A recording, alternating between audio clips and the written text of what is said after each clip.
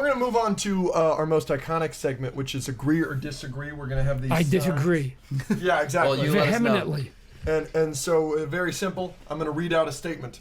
If you agree with it, you're going to hold out agree. If you disagree, you're going to hold out your disagree. Here are your signs. Oh, okay. And And you guys doing it too? Yep, Yes, we all we do it are. together. We'll We're count also it down. gonna we're say- going to hop into it. It's going to create some debates, etc., etc. You ready? Yeah, let's get it. Venom is a better anti-hero or hero than he is a villain. 3, 2, 1. Disagree. Oh man. We all agree that we're disagreeing. We hate him. The lethal protector bullshit. We are the biggest Oh, man. guys against it. I thought it was just gonna be like, oh, it's the old man. No. No, I mean, it's I'm cool. so glad you said that. Some of this, like we got the, like you just said, and then the Tom Hardy movies. He's kind of the main character. He's an a good anti-hero. guy. But like, look at him. Well, you designed him, so please give your input, please. No. Here's my take, and again, I'm biased, right? Right. So I'm so happy you take said that this. for what it's worth. When we created him and I designed him, it was with the intent that he was going to be a villain, a bad guy. Yeah. So it was like, yeah, he has to be big, Yep. has to be hulking, he has to be everything has to be there, so that when Peter Parker goes up against him, it's like a little scrawny guy taking on an elephant, Yeah. right? In my mind, that's what it was, or a rhino. It's like it was going to be a big deal. And then, I mean, Image had started. I was gone, Yeah. and then they converted him, and I went, what? Like what? Of all the characters to convert. Well, and here's why too. Up to that point, and again, I'm probably gonna be a little bit biased.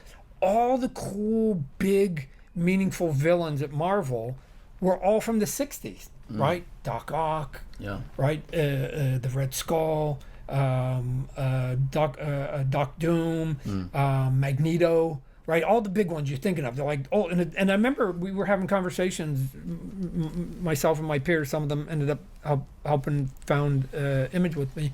Of going, why didn't no cool? Like there was a lot of cool superheroes that came along, but it's like, why no cool villains that come along? And then somewhere along the line, one of the, like this guy named Venom pops out and becomes sort of popular. And I go, oh, we got sort of a modern day cool villain. And then I go, what? And they're like, and now he's you cool finally, now. it took you 30 years to, and then there were a couple that Jim and Rob did and Mark in the X-Men book. But it's like, and now you're going to turn them good? And to me, it was like, that's like turning the Joker good. Like once you take the Joker and you make the Joker good, I think that's a detriment to Batman, because that Batman against Joker works so well. Spidey against Venom works so well. And if you go, oh, now we're kind of bros, crypto bros, it's like I don't know. So now who's the bad guy? And I guess then they got to go, oh, Carnage. well, now we got to go get Carnage. Batman has a better rogues gallery than Spider-Man. Okay. This was a Patreon 3, suggestion. 2, 1. Agree. Oh, yeah. We're 2 for 2, gentlemen. Man.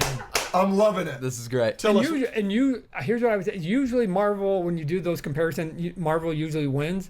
This is one of those few exceptions, I think. Because, and the only reason I say that is because when I think of like the top 3, 4, they're kind of iconic bad guys for Batman, right? So we know, and when I think about Spider-Man, then I get like Stilt Man, and I get like Electro, and I go, and they're okay, but they're not like fearful. And the old pudgy Doc Ock. I don't want somebody. I'm not afraid of somebody who's got a gooner, right? Like got a little gooner. So I just go no. But like Riddler. Yep. Joker, Yep. Penguin, Yep. Mr. Freeze, like Yep. all those. Bane. I think Scarecrow. They're all Scarecrow. They're like, you just go, they just seem nasty. Yeah. Right? I mean, obviously these are the 2 best rogues galleries that we've got, in my opinion. Yeah. Right? Oh, yeah, sure. But so they're the 2 heavy hitters, but I think Joker just carries for me a little bit. Like Joker is so clearly number 1 out of both groups. Yeah. That he gives way Batman more the than edge. like Green Goblin. Like if Green Goblin is Spider-Man's top and Joker is Batman's top, Joker beats Green Goblin. So By a wide margin. that's why I give it to Batman. Yeah. Yeah, that's it. That means, so we Sure. all agree on that one. Sure. But Carnage is cooler than Venom. 3, 2, 1. Oh man, but I'm biased. So I'm biased. So no. We're all. Why? So I'm biased. So don't talk to me. Why you guys disagree? I mean, Carnage is cool. He is cool. But I don't know. Venom's just sleeker, and I like the black and the teeth, and I don't know. Something I really like with Venom, and you did this because he's bigger. Because Carnage is almost as much a Venom villain now as he is a Spider-Man villain, because you had to give Venom a rogues gallery because you made him a fucking good guy. But the thing with Carnage that I love is that Cletus Cassidy's a serial killer, because it's like the symbiote is bad, Eddie Brock is a tormented person, kind of a shitty person, but not like an awful, awful person. And then you give it to the Marvel Comics version of Hannibal Lecter. That's interesting. That's cool. Or Buffalo Bill is a better comparison. That's cool. That's interesting, because it's like the symbiote making an awful, awful human worse. Other than that, though, I think it's Venom in every single facet. Venom, like, even on a page, is so much so much more striking than Carnage in a fight with Spider-Man, because Spider-Man's already red. Yeah. You know, like, it's and in the story of him, you know, Venom is exempt from the Spidey sense, because when he was attached to Spider-Man with the symbiote suit and all that stuff, all those wrinkles are fucking incredible. So from a villain point of view, for me, and I like Joker a lot, but I wouldn't. I have others that I'd put above him, and the reason is because crazy is just crazy, right? Right. And so he's doing evil because he's crazy, and you're going because he's insane. Okay, I get it. The villains that are way more horrible to me are the ones that are not insane and do it anyways, and they know that pain is coming. So we'll give you in movies, the callous line is this: make him an offer you can't refuse. Now, he knew when he said that line, it seemed like a likable guy in the movie up to that point, whatever, but he knew when he said that, he was going to basically horrify that man. He was going to probably traumatize that man's family.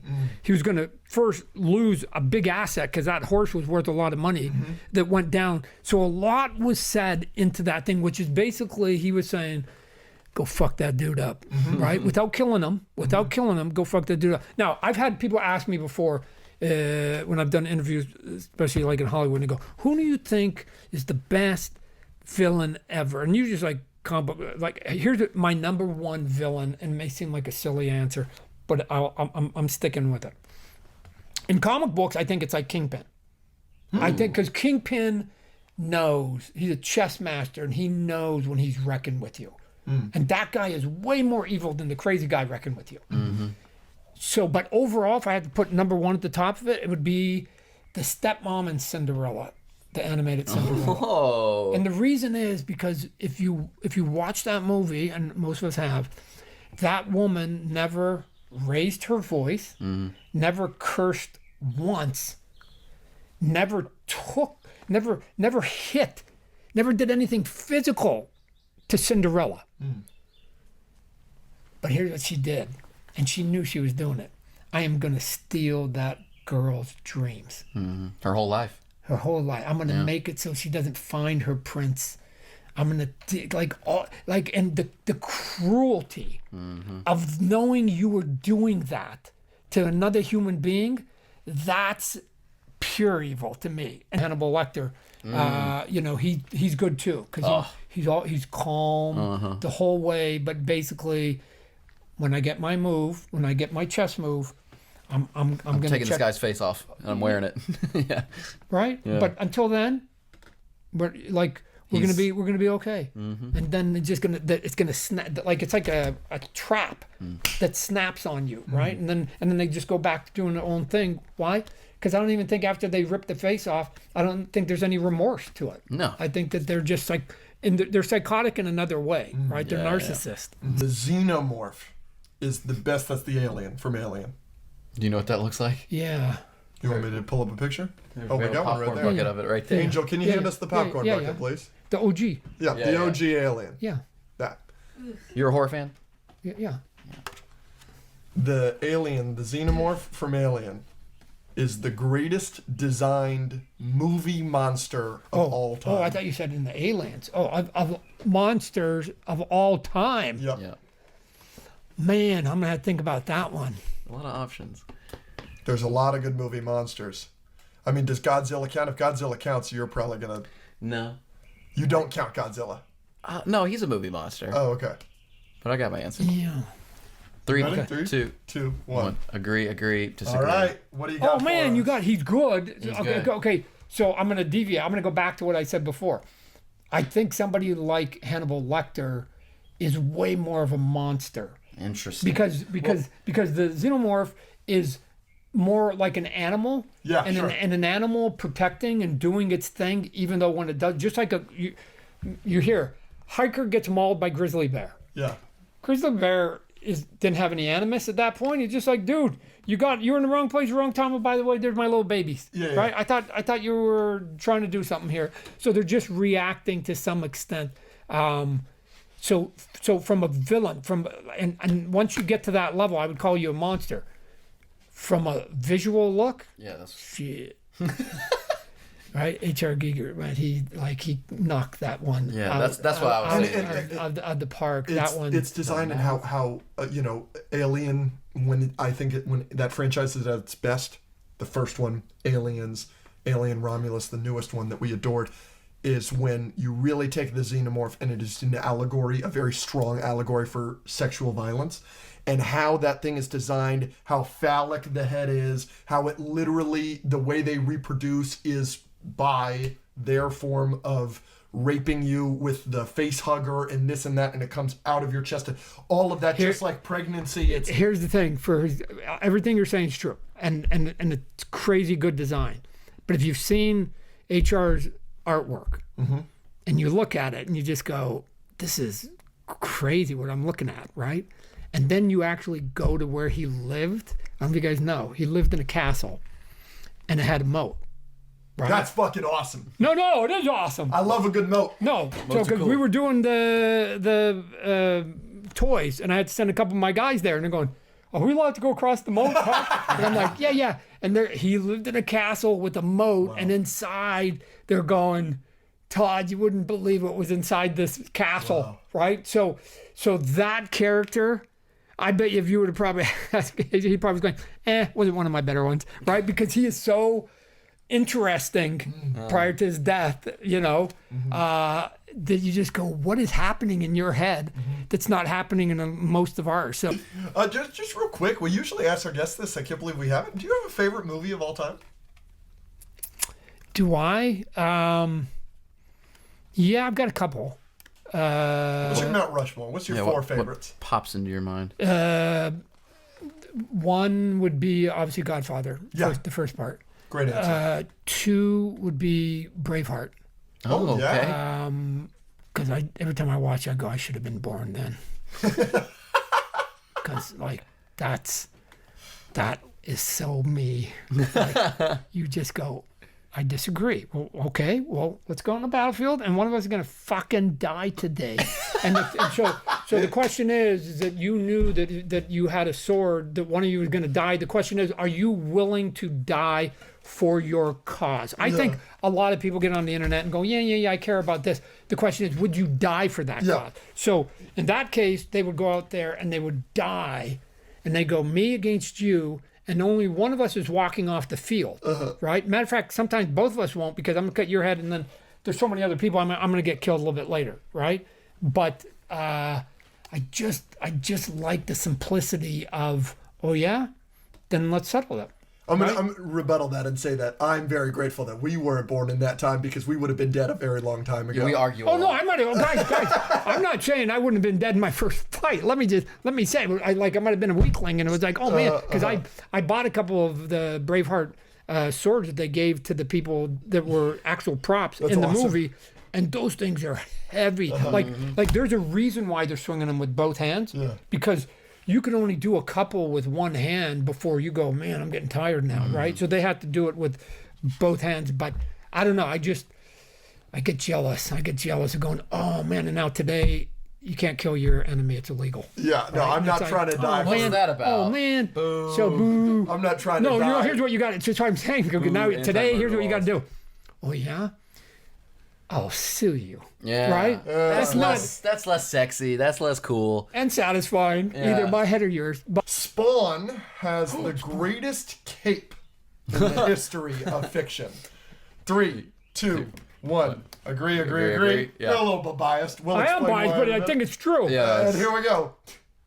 Here's the follow-up. Todd McFarlane capes are the greatest capes in the history of fiction. 3, 2, 1. Agree. You know what? I can do it. I usually don't, but I'm just Come like on. I Look at his shirt. here's why I say I'm going. Whose capes am I jealous of? Nobody's.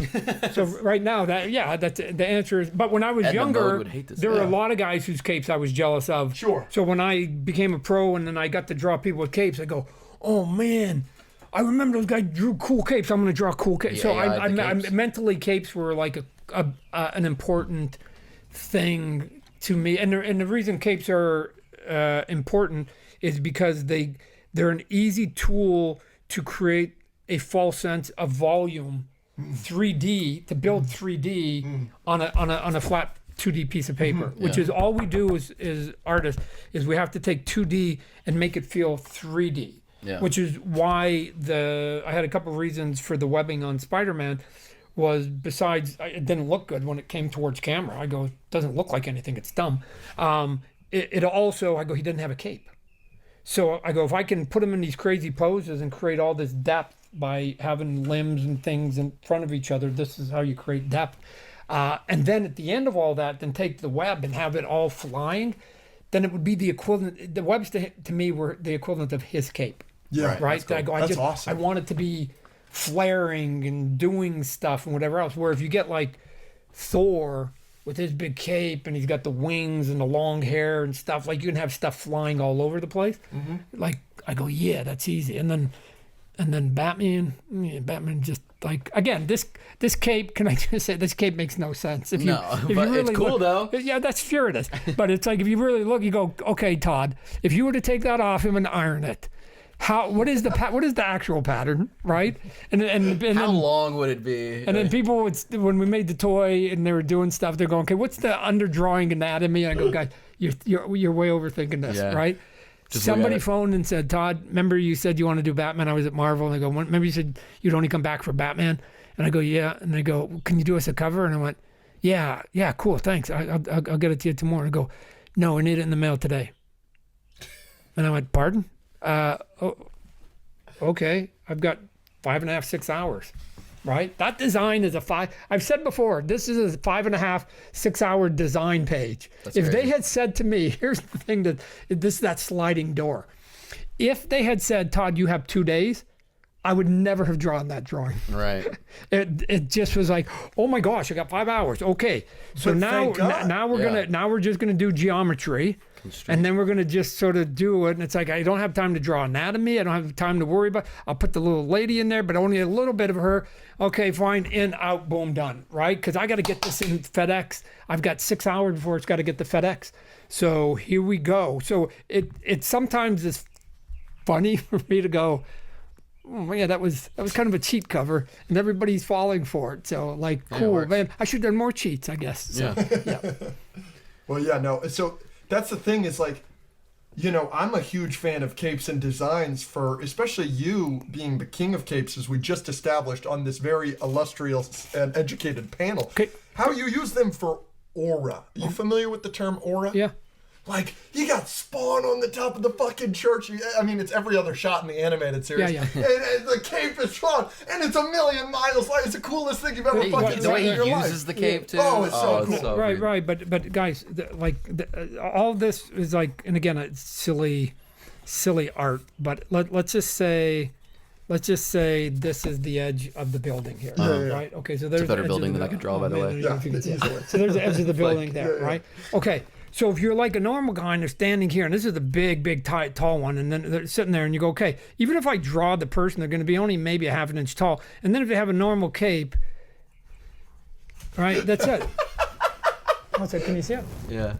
So there it is. There's the cape. I'll color it, and I'll make it black. I'll make it so they can see what thank it. That's it. Yeah. So you go, if I drew that, they go, why you got the camera so far back though? But if I do Spawn, right? then you can do like this, and you can have the camera way back, and then you can get He's a freaking airplane, dude. Yeah, no, you can get this big cool thing, and he's still only like, I didn't change the scale of the hero. I only changed the scale. Dude, that's a stick figure, and it's horrifying. Of the cape. Like, so let me give. Well, I did pull plenty of those drawings. Let me give some props to a couple people that were inspired me for capes when I was younger. Mm-hmm. John Byrne did really cool cape. Like they went hard and fast, but he didn't do like big, grandiose capes. Mm-hmm. But they I paid attention to his capes. Two. Bill Sienkiewicz did this one image of this one Batman Spectacular, and he was the one that did the hooks on the shoulder, right? And I AI'd that. Yeah. And the hooks on the shoulder, Bill Sienkiewicz did. And Bill Sienkiewicz is like cool, crazy good. And I just went, man, again, when you're a kid and you're collecting, you're going, oh, if I ever break in, I'm going to do that, right? Like you start picking things up. But the guy who did the cape that to me was like, oh, that's the one that cements it, was a guy named Marshall Rogers. And Marshall Rogers did this very short run on Detective Comics. And he did, if you think, he did what ultimately, at that time to me, was the Spawn cape. I go, how big's his cape? Batman, how's it even? But it looks so good. And I just went, so it doesn't have to be practical because it looks awesome. So by the time I got there, by the time I went, oh, the energy and the movement of John Byrne and the cool graphic of what Sienkiewicz was doing, and then just the sheer scope and size of what Marshall Rogers was doing, and you put them in the blender, and then you add steroids to it, and then you just go and do all that even bigger. That just became how I did capes. Look at, and the more I just add, if you just add like a fold, I can keep folding this thing all day long. This is the coolest thing what are you talking that's about? ever happened on this podcast. You can just, ever. you can keep, Bro, you can just keep adding. You just keep adding. It's all over the place. And it's all over shit. And then you get a couple other ones that come up in here, right? I used to tell people it's like making a paper airplane. All this is like making. You just fold it. You put a bunch of squares and diamonds on. It's all over the place. That's so cool. That's awesome. Okay, go ahead.